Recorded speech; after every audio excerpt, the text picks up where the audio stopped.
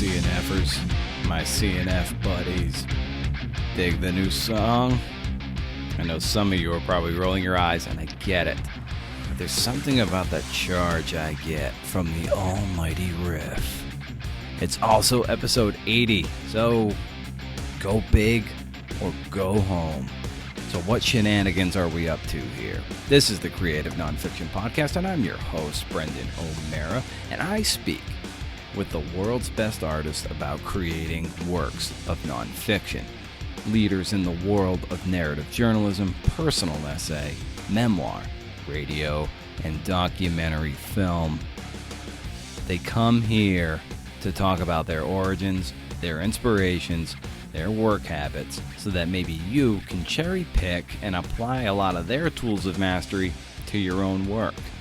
For episode 80, I had the privilege of speaking to Elizabeth Marshall Thomas, who co-authored Tamed and Untamed with Sy Montgomery of episode 79 fame. Elizabeth's career is wide, vast, and prolific, as you'll soon hear, and you can check out her website and her work by going to the show notes at brendano'mara.com. Head over to her site and you can learn far more about Elizabeth and her work. In this episode, we talk about lessons she learned from reading Ernest Hemingway, the power of ignorance, walking off with wolves in the Arctic, it's a thing and it happened, how circumstances organize the work, and the clear feeling of the early hours. And while we continue to party on here in the intro, I cordially ask you for an honest, operative word honest, review over on the iTunes. It's what drives visibility and credibility to CNFers like yourself. So send me a screenshot of your review and I will give you a free hour of my time to edit a piece of your work. You give, you get. 'Tis the season. Make sure that review is time-stamped in December 2017 and you are golden. So now, sit back, relax, and enjoy the podcast. Thanks for listening. My hobby is making quilts. And I'm making 3 quilts for 3 people. And I kind of like doing it. It's hard work, but I like it. And a friend of mine and I wrote a book together. Sy Montgomery and I wrote a book called Tamed and Untamed.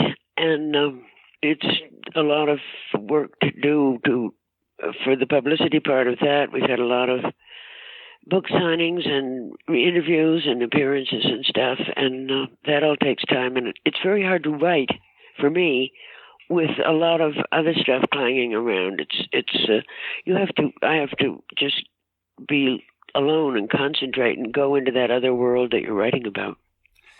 It's funny you mention quilting and then Tamed and Untamed almost in the same sentence, because in a way, it's that book is a quilt of your Sy's essays, right?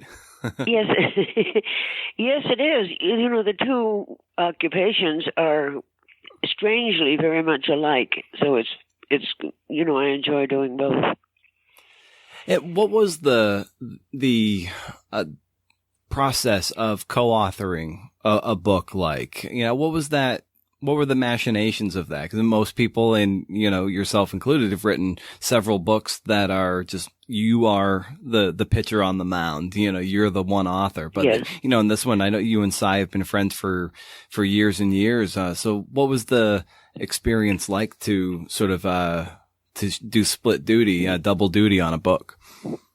Well, we together wrote a column for the Boston Globe, a newspaper, mm-hmm. And she would write for the first week, and I would write for the next week, or the 2 weeks or something, whatever the schedule was, I don't remember.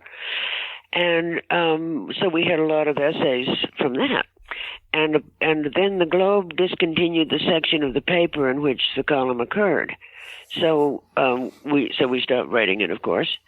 And a publisher asked us what we would think of putting these essays together in a book. So we did. And not only that, but we added quite a few. No, we added maybe a certain percent of the essays in there are original, just because we felt like it, wanted to add some more.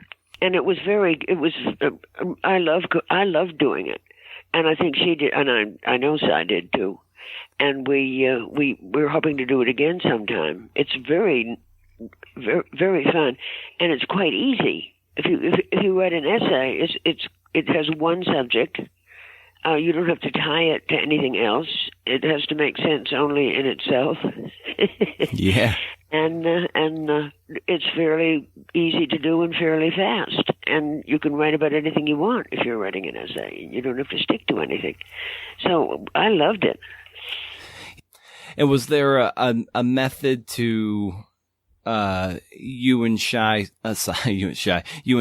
sharing the stage? Like, did you originally want it to like alternate a lot, or did you realize that maybe in, say, like dogs and cats section, I think like you have, let's say, pardon the pun, but like a lion's share of that section? Was there a rhyme or rhythm to how you guys divided up the work? No. We had just written the essays, and for the Globe, when we were writing the column, we just wrote the column. She wrote what she wanted to write about the first week. I wrote what I wanted to write about the second week, and I happened to write a lot of things about dogs and cats, which is why my stuff is higher in those. Hers is higher in many other things, probably more other things, but we have about an equal number of essays in there. Yeah, it's what's great in reading about your career and your work is like the globality of it, if you will. And your first, and Harmless People being your first book, I believe. You were in the 50s. You went to what is now Namibia to follow some of the final or last hunter-gatherer peoples on the continent, really. And at that point in your life, what was pushing you in that direction? Well, my dad, he wanted to go there, so he took us with him. I was in my late teens, but I was thrilled to go, and I loved being there, and it was probably the single most important thing I ever did in my life, aside from marrying my husband and having my kids. I think that was it. And what made you want to sort of pick up the pen and make something of that experience? I liked to write before that. Okay, I was in college, and I went to Smith. Okay. And I was, this is a strange thing to say, but forced to transfer to Radcliffe, which I was lucky to be able to do, because my parents wanted me to take a course in anthropology, and Smith didn't have an anthropology department. Okay, so I went to Radcliffe, and I liked to write, and I did all kinds of things like writing. I also liked to paint. If I say so myself, I wasn't that bad at it. Mm-hmm. But the writing was compelling. And the other thing is, and I was asked to major. I was supposed to. My parents advised me or wanted me to major in English because that seemed to be the best thing for a woman to do at the time. But they wanted me to take courses in anthropology, so I did both of those. And in the English major, you could not get credit for a writing course unless you were a major in English, and then you could. So that also made me decide to major in English. And I did, and I wrote a lot, and I won a prize for writing a short story. So I was already writing by the time I went to the Kalahari.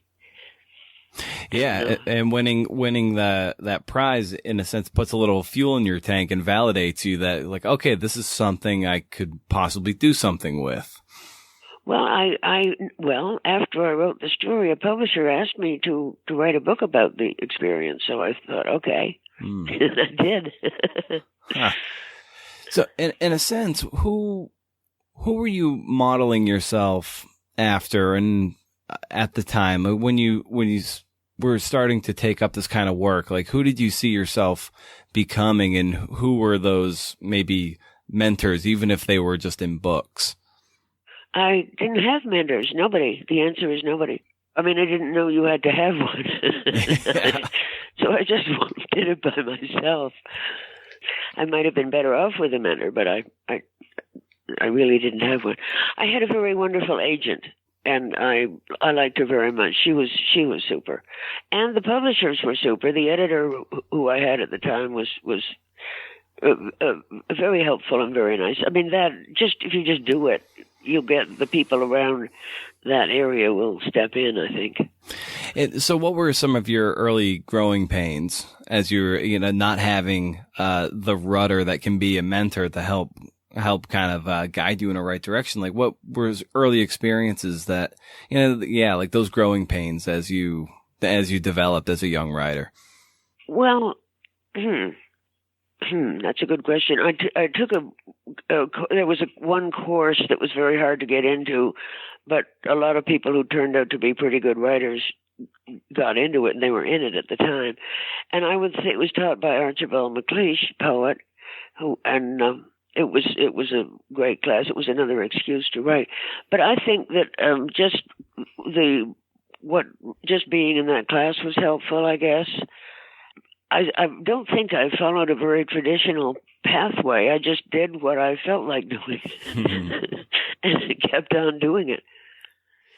But Ted Hoagland was in that class, and he's a wonderful writer. And I still remember that he wrote a wonderful book about he joined a circus and was one of the caregivers of the animals, and he wrote about that in Catman is the book that he wrote. It's a wonderful book, and I still remember sentences from it. So that kind of thing is very good for people. Yeah, I think. Yeah. And what kind of books were you into and reading as you were, right, say, before and just after you were starting to write your own books? What were some of those that you were into that helped shape the type of writing that you wanted other people to read? Well, I mean, if you major in English, you've got to read a lot of books. Mm-hmm. And so I did. Yeah. Luckily passed the test. Yeah. But, somebody who was influencing an awful lot of people at the time was Hemingway. I mean, there's a lot of poetry and a lot of writing that I love, but I don't write like those people. And nobody can say they write like Hemingway because nobody does. But I just liked shorter, direct statements and a certain simplicity in what you're writing about. And also another thing, very many writers they over-describe what the subject of the novel is doing, or what the scenery is around, and so forth and so on.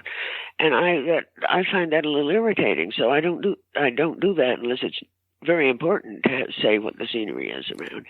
And Hemingway didn't either. I noticed he never does that. Never did that. But Hemingway, can't imagine there's a person who Hemingway did not influence. So I was one of them. Yeah. That's the description part is really important. Like some people, I think I've been guilty of this too. Is that you're guilty of over describing because you feel like you need to, you need to like paint the picture. But in reality, if you just kind of lay out the most simplest thing, just maybe if there's a certain tree, just maybe let the reader, picture whatever tree it is that they want, geographically. Yeah. I mean, out west, deciduous trees are not native, it's more evergreen. So of course you need to get some of those facts right. But by and large, it's like, well, yeah, let the reader sort of patch in holes and, give them that credit, and you don't have to force feed every single detail down their throat. Yeah, exactly. Yes, he walked toward the door. He grasped the handle. He turned the handle. He opened the door. He went through the door. He was in the next room. You can just skip it and say, well, in the next room, such and such happened. Right. And then you describe the room. Yeah. Yes. And nobody cares. Yeah. What was a great or a takeaway from your first book project of the Harmless People, and how did you what was the next steps for you as you parlayed that into your, your next projects as you were, snowballing a career? Yeah. Well, interestingly, my agent submitted The Harmless People to the New Yorker, and they turned it down. But then the editor of the New Yorker asked my agent why she hadn't submitted to him. And she said she did, but it was turned down. And he said, "Oh, well, would she write it? Would Mrs. Thomas write another book?" And the answer is a resounding yes. And then I thought I did hunter-gatherers. Now I'll do pastoral people. And I went to Uganda with the support of the New Yorker and wrote another book called Warrior Herdsman about the Dadoth of northern Uganda, who they're like something like the Maasai. They're Central Nilo Hamites. That's what the anthropologists call them. And they related languages and so forth, and related lifestyle. They're all pastoral. They have large herds of cattle, and they measure their wealth, as it were, in cattle, not in money, or they did, and still do. And it was, to me, quite fascinating. My kids, I had 2 little kids by that time, and I brought them with me. Wow. And people said, "You brought your kids to Africa?" And I said, "Well, yeah, there's lots of other kids in Africa," right?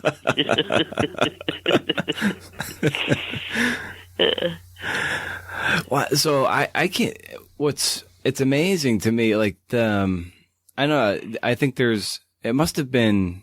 I mean, there's a fearlessness about, your willingness to step into, foreign countries, and they have foreign cultures, and to do this kind of work that I think a lot of people lack. And where did that fearlessness come from to be able to pursue the kind of stories you were pursuing early in your career? Well, I'm not sure.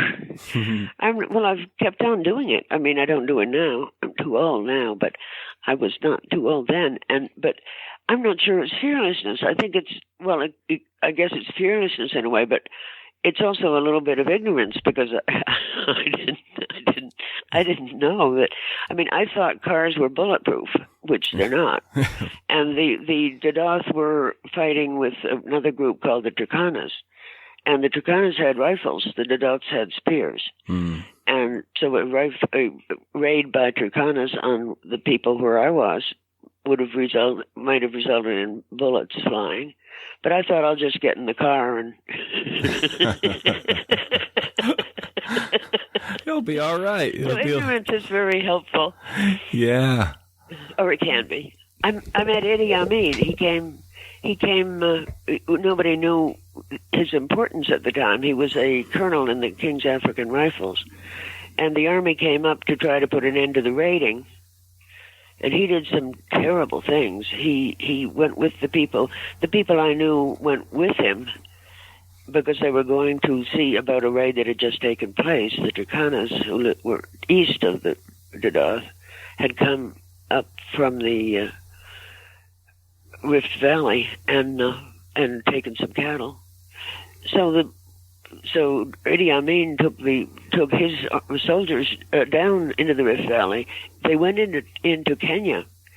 We were very close to the Kenya border, and they went into Kenya after the Turkanas, which was a raid, which was completely illegal. That was war type thing, and they killed a lot of people. They found a village and killed the people. Terrible. Mm. Somebody I knew saw Idi Amin. A little girl was sitting by was crying, holding on to her mother who was dying, or already had died. Idi Amin took the little girl and broke her back with a stone and left her. And even the Dadoth, they were warriors and then some, they were horrified by that. And if you can horrify a Dadoth, anyway, he did that kind of thing. Then he came back up with he shot some cattle and brought the body of a man back up to the to the higher ground where the Dadoth lived, and he came to my camp with the body, and he asked me to take it in my vehicle down about 50 miles to a government center. And so what do? Do you leave your kids with Idi Amin, or do you put them in the car with the corpse and drive them for 50 miles? That's one reason not to take your kids.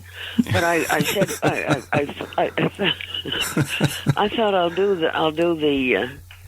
do the woman thing and seem helpless and ignorant, and I did. And I said, well, my car isn't strong like your big army trucks, and I don't know if I can drive well enough to do that. And he was angry, but he went stamping away, and so I didn't have to. I mean, I didn't do it.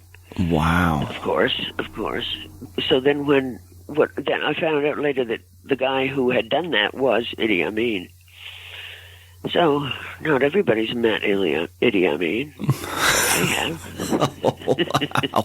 So what happened after that? Well, he put the body in a truck and took it away. I don't know where he took it. Wow. And was that did you have any more overlap after that, or was that the extent of it? No, with him, the rating went on, but he wasn't there, which was good. Oof.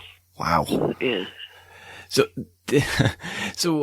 with these first three big stories you wrote about, how did you go about cultivating the access you needed to pursue those stories, and with such rigor and access? By stories, you mean about the Dadoth, or? Yeah, just the stories that you pursued in Africa. How did you line those up and get access so that you were able to freely sort of report on those cultures? Oh, well, the people all the people I met were really very nice. They took us in, they helped us, they understood what we were doing, they were in favor of it. It was not me, it was them. And I met some very wonderful people, and kept in touch more or less from the Kalahari. Let me return to the Kalahari for a minute. Mm-hmm. The area we went to was about 120,000 square miles, which was quote unquote unexplored. And I mean, it was called that because white people hadn't been in there. Yeah. But the Bushmen, now called the San, were pre-contact, and they had been in there for, the archaeological work was done later, and one encampment was found to have had continuous occupancy for over 80,000 years, and another for over 30,000 years without any particular change in the material culture. So what we were seeing was something that had gone on for, that many thousands of years. That's the way we descended from the San. The San were the first people. That's been shown genetically and by DNA studies. And so that's what humanity was like for a long time. And I'm diverting a little, but if you've been there for 80,000 years, you've done the exploring. I mean, they knew every inch of those 120,000 miles. And now I can't remember why I was talking about this. Oh, I think about being. They had heard about white people. They hadn't met them, but they'd heard about them because everybody in that area, all the San people, they were interconnected in one way or another. And they would visit each other, and news would travel from one side of the space to the other in about a year.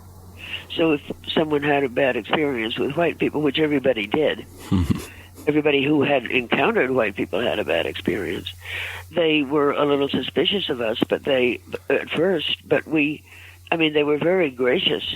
They let us use their water. There was no surface water. There were no rivers, no lakes, no nothing in the dry season.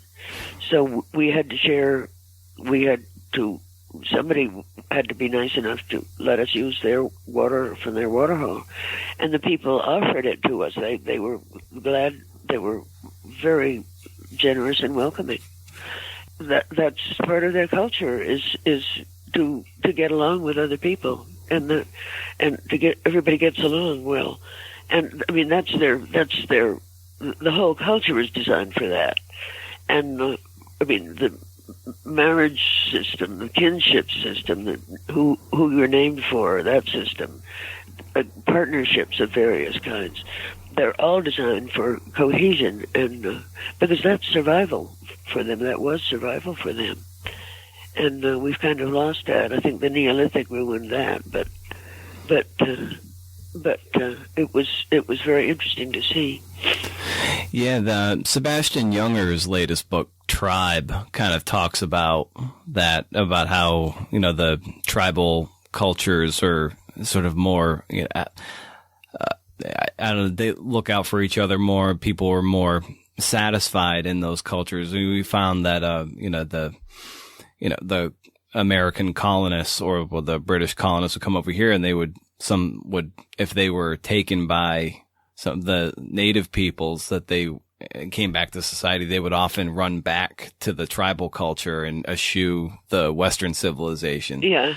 So, I'm sure you kind of saw that firsthand. Yeah. Yes, that's true. That's true, but it's infectious. The Western culture is infectious, and it's once. Well, the San people today keep it to some degree. Oh, I know what I was going to say. All that time and all that space, and the way they lived. But I'm in now. It took us months to find people.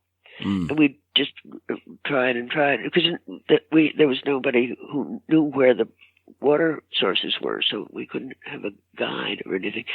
But when we found people, let's see, I still can't remember where I was. It'll pop up. Sorry. That's okay. In this process, in doing this kind of work, where did you feel most engaged and most alive in this process? Was it in the field doing the research, or would it end up being when you came back and trying to process and organize it? What most appealed to you? In the field, yeah. Yes. And after I did 2 books about people, I wrote a couple of novels about Paleolithic people. But then I began to write about animals, which is what I wanted to do in the first place. Mm-hmm. And then I felt much more engaged when I was in the field.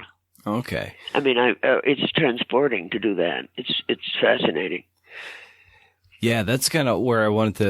It's great that you're taking us there, because I wanted to, given that your early work was, human based, and then you made the pivot to animals, covering and writing about animals. And what made you want to make that pivot? Well, like you said, it was something you always wanted to do. So yeah. What finally prompted that moment to get to the core of what you really wanted to write about? That's a good question, but I had a sort of hot subject, which was dogs. And another thing is that by that time, my kids were older, and they had to go to school, so they weren't portable as they had been before. Mm-hmm. So I was more or less at home, just not doing anything in particular except being a housewife. And I thought that it would be. But we had a dog at the time. We were taking care of somebody else's dog who roamed around. There was no leash law, so he could roam. And he roamed, and he'd come back, and then he'd go off again, and he'd come back. And I wondered what he was doing. Mm. And I thought, why don't I find out what he was doing? This was very interesting for me. It led me to a lot of things. And so and you don't need anybody you don't need any funding to do that. You just need a dog and a pencil and a notebook. And I had that. So I began following him. And it opened a world that I I wasn't surprised to find. I was suspected it was out there, but it was very interesting. And after that, I've written about animals all the time. I later went to Baffin Island, which is way up in the Arctic Circle, as you know, and it was daylight all the time. I went with some people who were studying. They were studying caribou. They had studied the wolves, and they were studying caribou at that time. And I separated from them and went by myself to. So I was all by myself to where there were a den of wolves, and the wolves were raising a litter. Three adult. I would call them a married couple, mother and father wolf. There are 3 offsprings from the year before, and a new litter of pups, and they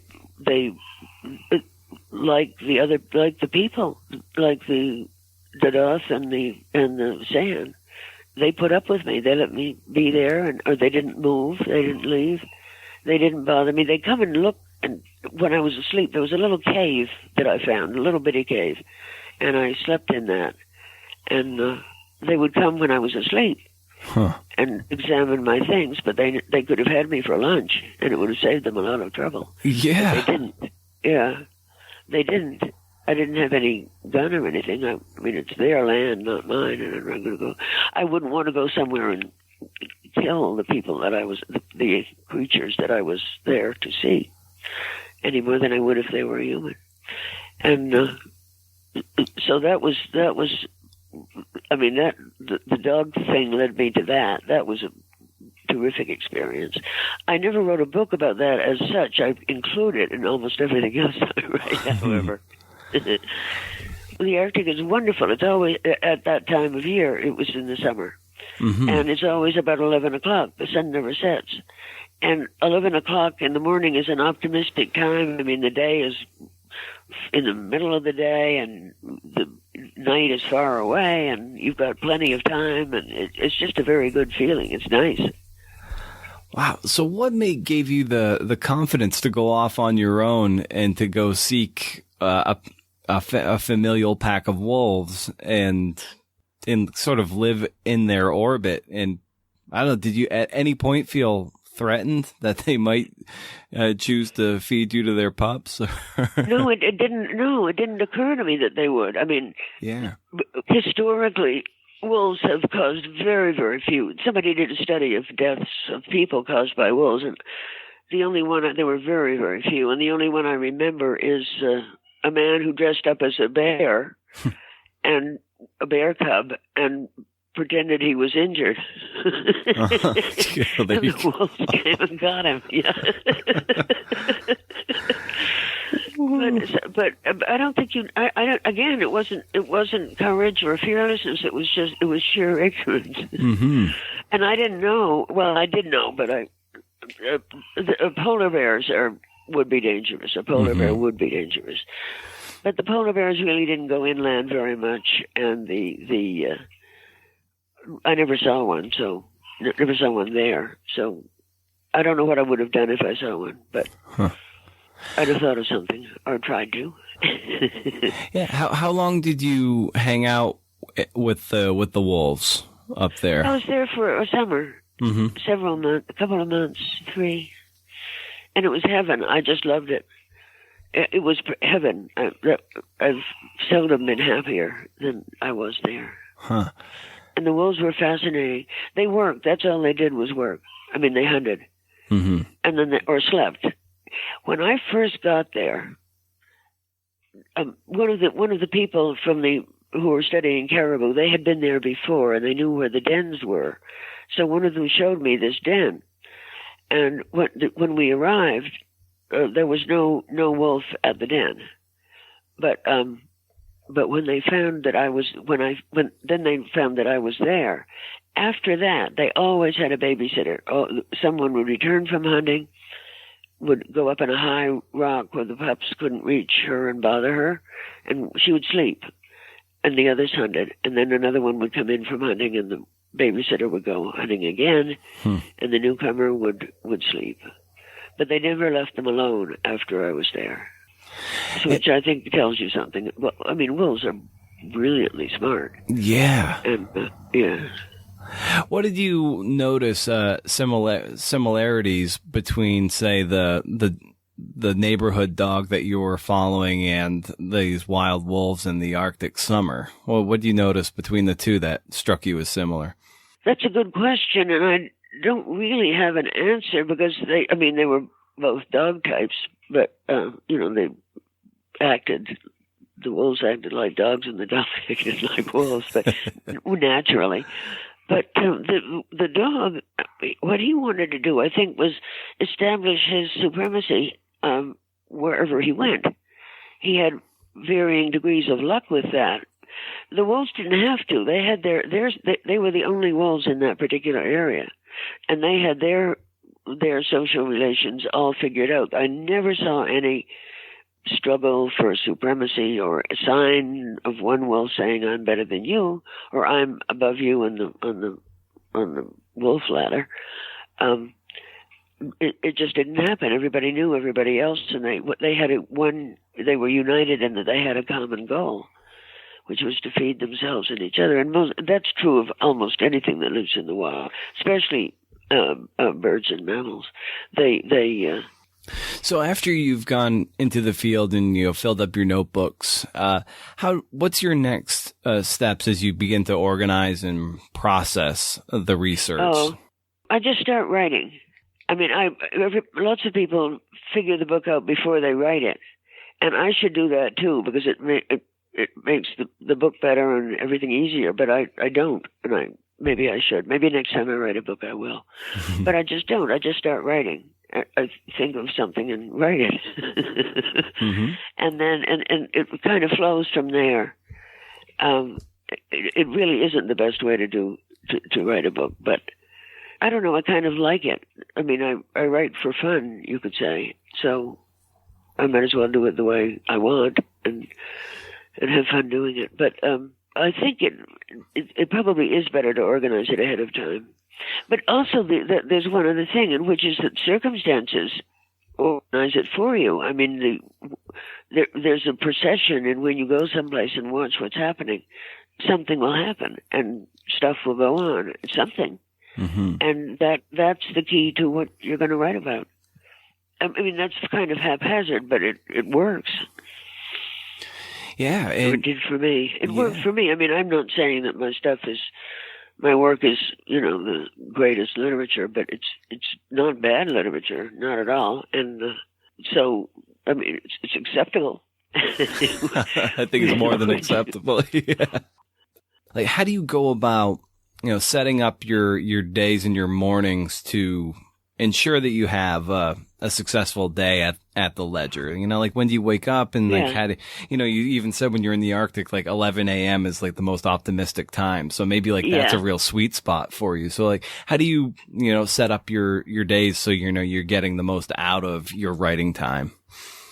Oh, that's a fascinating question. Thanks for asking it. I wake up very early. Well, my dogs sleep in the same bed with me, and when breakfast time comes at about 4 a.m. sometimes 3:30, and which is fine. And I get up, and I feed the dogs and the cats, and then I start working. And by 4:30, I might be working. Mm-hmm. And then you have 4 hours until anything can happen. I mean, nobody's going to call you up. You can't go and do errands. There's nothing you can do except work, and it's a wonderful, clear feeling, I think. So, and by the time you've been working for 4 hours, you're in it. You're going, and then the disturbances don't bother you that much, and you don't get very many anyway. And so you can just keep going, and I love to do that. I can work all day until dark, from dark morning before the sun rises till after it sets, perfectly happily. And I get very involved and enjoy doing it. And I just have to let the dogs out once in a while and do something for them. Give them a little snack at dinner time. Give them some dinner. and the cats, and then go back to work. And then, I mean, sometimes I don't even drink a cup of coffee before I start or eat breakfast. I mostly don't. So around noon, I might have a sandwich and then go back to work. Huh. But I love to work. I love being completely absorbed in something else. That's very nice.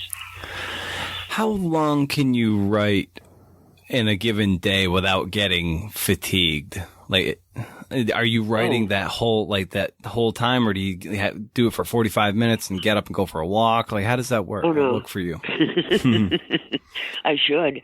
I should. No, I don't. I just keep going. Wow. I love doing it, and you get momentum, and then and then you're hot, and then you're doing it, and you're happy, and just the thrill of doing it carries me. And how long does it take you to maybe get into that flow state? Flow state being the place where painters, musicians, writers, everyone's looking to find that area. So it's like you're creating downhill, so to speak. So how do you get downhill, that momentum? That's a good word. Yeah. Oh, well, it doesn't take long. I mean, I'm waiting to do it while I'm feeding the dogs and the cats. And as soon as I can get out there and start, the happier I am. So I wake up wanting to do it. And maybe I was dreaming about it, or I was thinking about it before I went to sleep. Frankly, the conditions of the world today aren't the greatest, and if you don't have to think about them for a while, that's a good thing. Yeah. So what does your workspace look like? And, when you're writing, are you writing longhand, or you go straight to a computer? I used to write longhand. Now I use a computer. I was a good typist because I had a job as a secretary for a while. I had various jobs in my life, and I was a pretty good typist. So using the keyboard was easy, but the quality of your writing changes when you write longhand and when you write with the computer. And mine did.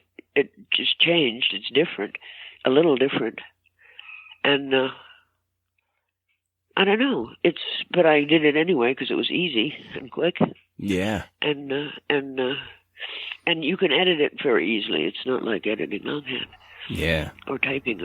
So I was glad to do it, but it's the stuff I wrote before longhand is a little different from what I wrote on the computer.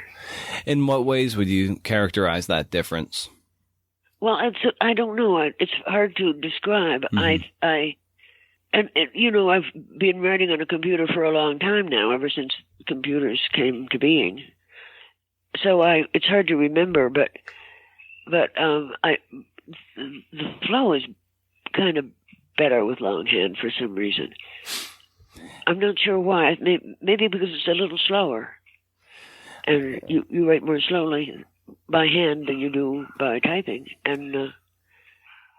Yeah, I think you're right. It's good to have a little more time, I think. Yeah, I think so. I think for some reason, anytime I do anything longhand, for what it's worth, it does feel a little more immersive in a sense, if that makes any sense. Yes, that makes lots of sense. That describes it. Yeah, that's good.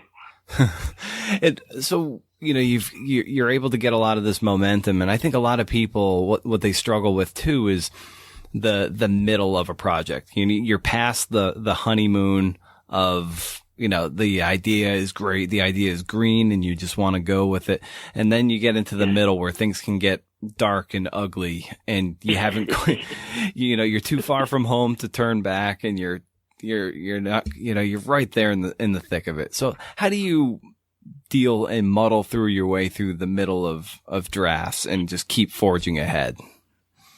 Well, I edit all the time. That's the thing. I read what I wrote yesterday. I read what I wrote last week. I can't train myself not to start doing this at the beginning. So the beginning of every book I've written is, in my opinion, better written than the last chapter, which I probably was in a hurry because there was a pub date or something, publication date, Mm-hmm. and I was hurrying, and I noticed that when a book comes back from the publisher, with the edit, they edit it, and then you edit their edits, but I can't stop revising. I can't, and I think about it all the time. I would still be revising the Harmless People if I had my way. I'd like to revise the Harmless People. It's very naive. It's a naive book. I wrote another book about the Bushmen called The Old Way, which is vastly better and more sophisticated, but the Harmless People is still in print, and it keeps going, so that's okay too. So when you're in the process, that generative phase, like what part do you feel most connected to, like the editing, rewriting, or the actual just like pure generation of material? I have to say the editing. Mm-hmm. I can't stop. And when I'm driving somewhere, I'm editing it in my mind. And I have a notebook in the car, so I pull over and jot down what I think I should have done. But editing is good. I mean, it's good too. The more you edit, the better the book is. Well, you can over-edit. I've done that. There's this little known syndrome you call the shiny new thing. And when you're in the thick of something, sometimes it can be easy to get distracted by a new project or something. And sometimes it's hard to finish things. And, you've had a career of finishing very long projects and, untold essays and magazine articles, I imagine, as well. So what have you found helpful to ensure that you finish something before you start getting distracted by like the next news story that just is gnawing at your brain? Well, I would probably go to the next news story if it was gnawing at my brain, mm-hmm. and trash what I But I have two compulsions. One is about worrying. I worry about everything, which is, I think, a very good thing to do, because that's why my house hasn't burned down and why my dogs haven't got run over and so forth and so on, so far. But I mean, my kids and everybody says I worry too much, and they don't worry at all, but somebody has to do the worrying, so it's me. So that's one thing of a distraction. But the other thing is finishing things.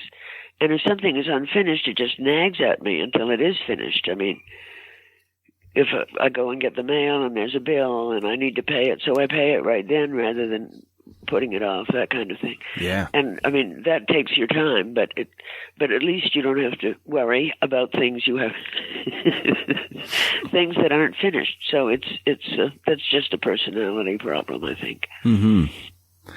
And it's something that kind of cropped up the other day that I wanted to, ask you. You've been, your work has been so, prolific and just, and beautifully rendered. And I wonder if, if you look at your strengths and weaknesses in your, how you go about the work, what has always, been your struggles and what's been your strengths. I wonder, what did you choose, consciously or unconsciously, to lean into? Would it be like to lean into your strengths or to try to bring up your weaknesses to your strengths? Like, did you ever give much thought to that? Oh, it's a wonderful question. I think weaknesses would be making mistakes. Or a weakness that I have, and much too much of, is that if I get a piece of information, I'll turn now to my colleague Sy Montgomery, with who we wrote the essays for the Globe and the book Tamed and Untamed. She had training as a journalist, mm-hmm. and she's like a scientist. I mean, if she gets a fact, so to speak, she doesn't just assume that that's right. She checks it and double checks it, and she's sure. So when she says something, it's true. Okay. My weakness is that I don't do that enough. Mm. And I'm perfectly happy to accept certain things as true, and they may be partly true or maybe outdated. They're not completely false, I hope, I recently wrote another book called, which is still it's with the publisher now, and it'll be out in March, I think. And it's called The Hidden Life of Life. A walk through the reaches of time, and that required an awful lot of stuff that I had to study. I mean, I don't know that much about the predecessors of mammals, for instance, without reading some of the scientific stuff. So I hope I have done a good enough job on the fact checking end of things, because the book is now with the publisher, and I did try, but I mean I just don't do it as well as Sy does. The other thing is that what I want is for the sentence to be good. I don't care nearly as much about the truth as I care about the sound of the sentence. And that's led me astray quite a lot. I mean, I would remove a word or change a word, even if it was the correct word, and put in a less correct word, if the less correct word sounds better in the sentence. And I'm an aspiring poet at heart, not an aspiring scientist. And in being friends with Sy and being a writing partner with her, how has that partnership helped get to you and you improve, or what have you learned? Like you said, the fact checking and that sort of rigor of double checking things was something you really learned and took away from Sy. What else? Being in close proximity and then professional proximity, as in the book. Like, what has that relationship added to your life and career? Like having that kind of a partner, in a sense. Oh, I think it's added very, very much. We read each other's works. I mean, I show her what I'm writing, and she shows me what she's writing, pretty much. And especially if I have doubts, or she does if she has doubts. And it's in a way, I love her work. I really admire her work, and she likes mine. So I know when she sends it that I'm going to like it. But we can help each other catch things that aren't right, or things that could be done better. I seldom find anything in her work, but it's a good thing. It's a good checkpoint. It's a good safety valve there, and I find that very helpful. Also, she has a very wide. The animals she studied are range from the octopuses, which she's just written a very successful book about the soul of the octopus, and she does scuba diving, and she studied tarantulas, and I would love to do that. I just haven't had the time right now, and another thing is I had kids and she didn't, and so that was a little bit of a limit on my doing such things as scuba diving. And also my husband, in recent years, he became ill, and he's no longer living. Oh, I'm sorry. I stayed with him, and so our travel it's not that I didn't do a lot of traveling. I did, but it's been limited in recent years because of that. So, what is, as we, I want to be mindful of your time here. So, and I'll let you get out of here in a moment. But I wonder, you've got the Hidden Life of Life coming up. But what is still, driving you and excites you when you, flip open the computer and get to work? What is, still bringing you joy when you start a writing project or start the research? Oh, the fun that it is to do that. How much I like doing that. That drives me. I mean, it doesn't drive me, it tempts me there. And when I'm very busy now, like there's been a lot of interviews and a lot of book signings and appearances and stuff. that, I mean, it's very hard for me to write and get involved in something if I've got upcoming things every couple of days, that sort of thing. That you just can't focus. So I'm working on a quilt. You can do that with a quilt, but you can't do that with a book. And just the joy of doing it is what gets me there. Yeah, just the sheer enjoyment of the actual process versus like the outcome of the process. Yes, the sheer enjoyment of the actual process. Yes. Fantastic. Well, Elizabeth, thank you so much for jumping on the podcast for the show to talk about your career and your life and your writing process. This was a lot of fun, and Tamed and Untamed is a great collection of your work and Sy's about animals, wild and domestic. It's a wonderful little collection, and I can't wait to dig into more of your work. And maybe we can have you back on for when your next book comes out. Oh, that was very nice. Thanks so much. This was, I thought, a very interviews vary. Some feel a little better than others, and this one feels very good, and I'm very happy. Thank you. Oh, fantastic! That makes me feel good. Well, thank you for the time, and we'll be in touch. Thanks very much. All right. Thank you. Take care. Yeah, you too. Bye. Well, there you have it, friends. My CNFers. I love it, baby. Another podcast in the books. What'd you get out of it? What are you going to take away from it? What are you struggling with? Feel free to email me or ping me on Twitter. I'd love to hear from you. Also, I've got this slick monthly newsletter where I send out reading recommendations and what you may have missed from the world of the Creative Nonfiction Podcast every month. Like I said, monthly, the first of the month. Head over to the website, BrendanO'Mara.com, and sign up. Once a month, no spam, can't beat it.